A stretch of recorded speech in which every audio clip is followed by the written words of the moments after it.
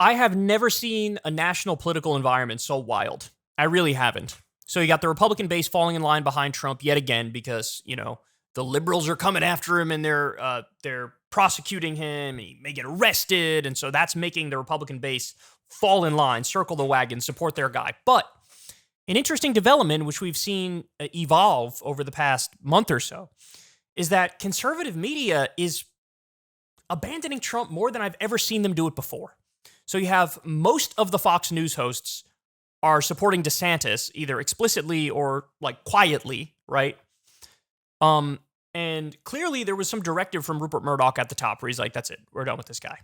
And so now look at this. In Mediaite, Murdoch's New York Post goes after, quote, deranged Trump with bonkers front page torching Trump over death threat. Okay, so here's what they say.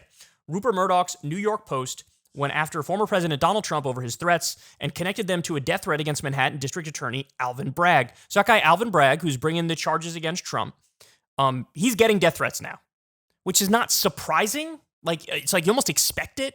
But to have Trump fan the flames of the fire repeatedly and on purpose, well, that's something where even conservative media is like, you know what, step too far. Trump has been whipping up a frenzy over Bragg's investigation around hush money payments to Stormy Daniels and reports Trump's indictment and arrest could be imminent. After several escalations, Trump upped the ante yet again in a late-night social media post by warning of death and destruction if he's charged. And on Friday, Trump deleted a post that featured juxtaposed images of Bragg and Trump wielding a baseball bat shortly after Bragg received a threat on his life in the mail. Now, my guess is attorneys to Trump were like, hey, man, are you crazy? You have to delete that. This is not helping you. This would hurt your defense by doing something like this. And so he deleted it.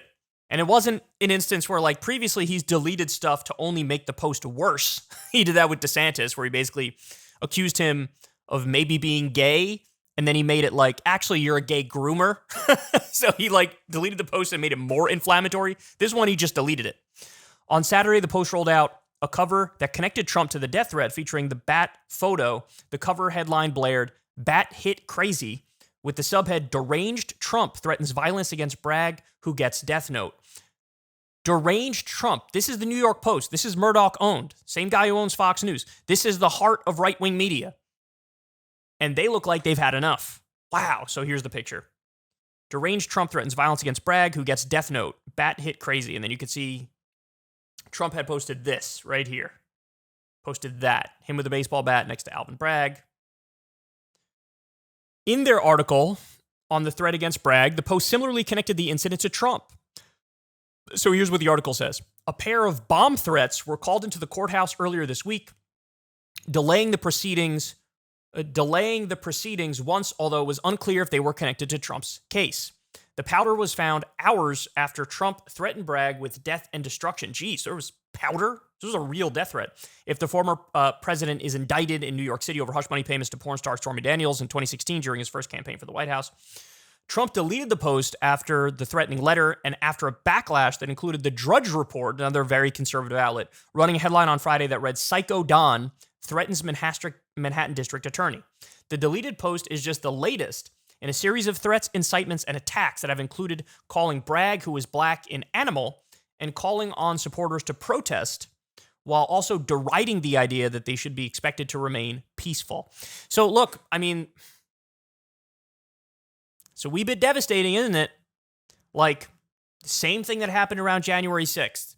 He incites, he goes just up to that line, then he backs off a little bit to have plausible deniability to say, who, what, me? I don't know what you're talking about. We've been totally on the side of peace every step of the way. I don't even know what you mean. But when even conservative, Republican-leaning outlets are going, hey man, you might want to reel it in a little bit. That's something, man. That's something. So we're in a weird place. By the way, I think this is one of the things you can attribute to DeSantis' numbers sort of having a floor, is that clearly right-wing media prefers him now. And so that makes it so that he can't dip below a certain percentage point. Whereas with Marco Rubio, with Jeb Bush, with those types, there was no bottom. I mean, those guys just imploded. Whereas DeSantis has some powerful backers, and I think they're sort of propping him up. Now, look, don't get it twisted. Trump is at like 50% in many polls now, and DeSantis is at like 20%. That's his lowest. But honestly, in the past, you would expect to see DeSantis already down at 5%, 4%, whatever it is, just totally imploding. And you haven't seen it. And I think one of the main reasons why is this right here. Establishment Republican backing, and establishment Republicans now sort of slowly but surely going after Trump. They're trying to build like a sly electability case for DeSantis and against Trump. But as of right now, I mean, maybe you could say it's making it so DeSantis holds on in the polls, but certainly Trump still has a crushing lead. And we're in uncharted territory, man. I mean, I was thinking about this the other day. Crystal and I were talking about it. There is no good ending to what we're seeing. Because think about it. So if Trump loses the primary, he's not going to go away.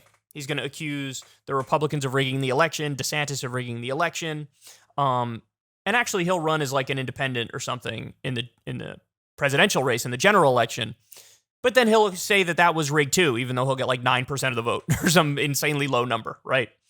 So in that scenario, he tries to destroy the system. I guess that's the least bad of all the scenarios, because then the Republicans would lose and Trump would have his worst performance, but he would still try to take the system down with him in that scenario. Now think of the other scenarios. He wins the primary and he gets to the general. He potentially loses in the general, right? Likely to lose in the general. Well, then we're right back to January 6th type stuff. We're right back to stop the steal rigged election. And this time he's even more deranged and more psychotic and more unhinged because it's the second time. And so he acts like, no, I'm just going to try to like steal this thing in an even more brazen and overt way. Or he wins the primary and he wins the general, in which case then we have Trump again for 4 years, which is just, oh God, I don't know how we could take it.